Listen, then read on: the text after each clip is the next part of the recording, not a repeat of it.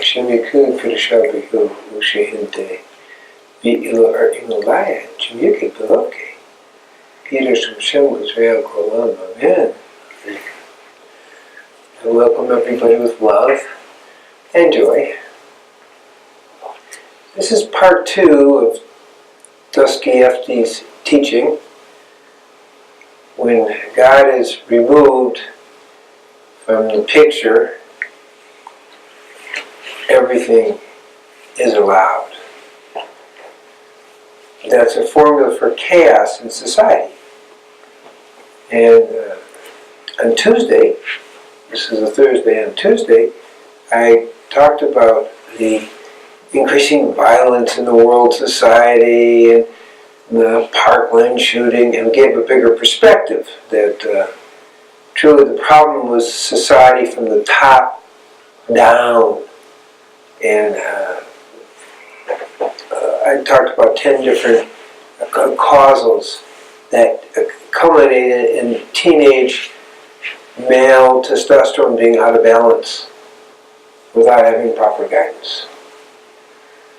And in part of that discussion, I talked about my experience in the south side of Chicago working with teen gangs, and how, with proper guidance, we were able to stop a massive riot while the police actually stood down because we were doing such a good job. And now we got a vegetable garden going on a vacant lot. And this is deep south side of Chicago, 3800 South. I didn't finish the story. This is part 2. So, for 2 years as I was working, nobody got killed. But day or 2 after I left, 9 of the gang members in a gang war got killed. So I kind of reflect on that, and so we're at the other side of that story. And the other side of that story is, from the homicidal to the suicidal type of flip, we're seeing, and this is what, because I talked to a lot of the guys, and we play basketball at night and do different things, and they had no expectation of living past their mid-20s. Zero. There wasn't one expected to live past, their late 20s. That was their real expectation. They had no meaning. They had no value. And so, whether they got killed in a shootout next week or 2 years later, honestly, didn't matter to them. Because they weren't going anywhere, and they had no meaning and didn't have any purpose. So we were able to galvanize some of that energy, but really more was needed in the long run. So it's a longer picture. So that takes us into today, when we are seeing that there actually is a dramatic rise in suicide in this culture. The EDC talks about a 70% increase in general in kids 14 to 19, a 40-year high in teenage girls 16 to 19, and generally a 30-year high in the population in general, not just teenagers. That's a huge increase. Okay? Now, along with that, we have the opioid epidemic, which the use of opioids has doubled, and the United States uses 99% of the hydrocodone and about 60% of the other opioids. Significantly more than any other place in the world. And significantly more suicide. In fact, in 2016, about 65,000 people died of overdose. Perspective, that's more than everyone that died in the Vietnam War. Just kind of perspective on the story. It's shocking. So the point I'm making, where I'm heading towards, is materialism is not the answer. And, being, quote, oppressed, and on the left we have, equal distribution of goods and intersectionality, who's treated the worst kind of competition. On the right, free trade and all the different things people talk about. The right and left kind of understands this is not an economic issue.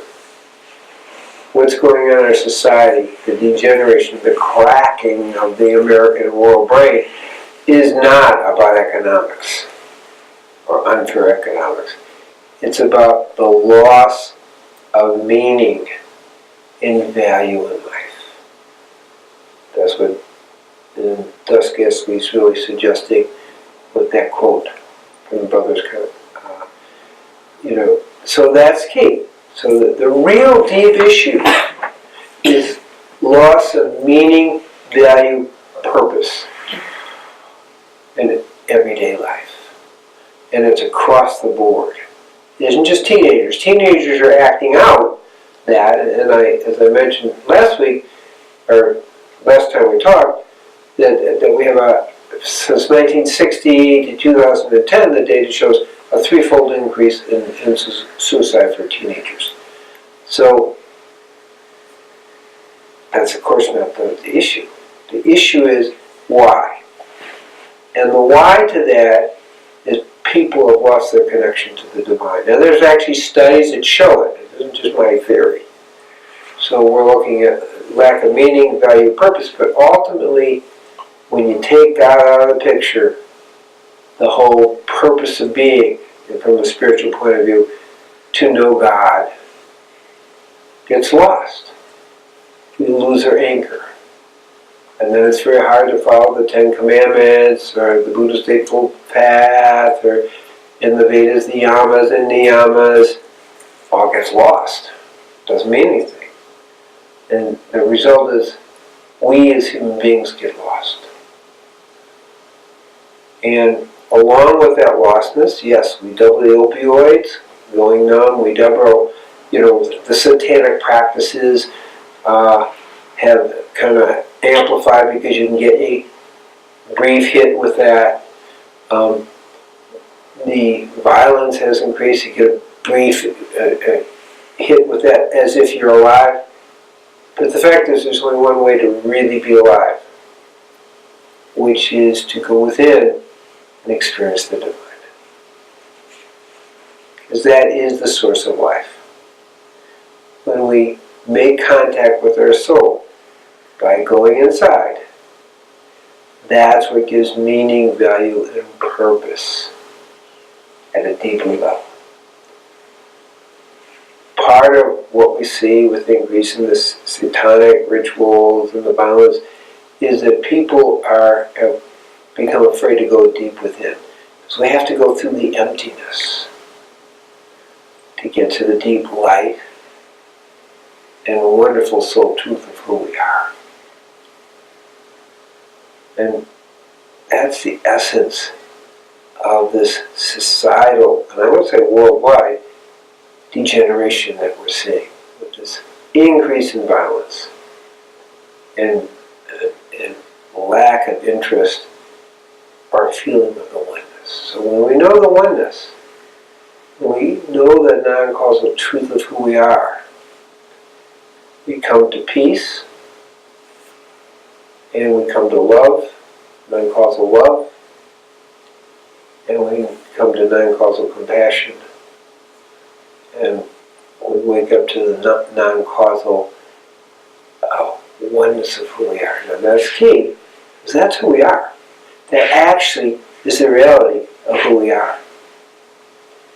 And that urge for the divine is primal to the death urge and the sexual urge. It's primal. And so when we create a way of life, what we call in yoga Sanatana Dharma, a natural way of living that takes us to the truth of who we are, then everything comes back into order. God comes back into the picture. Meaning, value, purpose comes back, and people come alive. May everyone be blessed that we are able to return and bring God back into the picture and come alive again. Amen.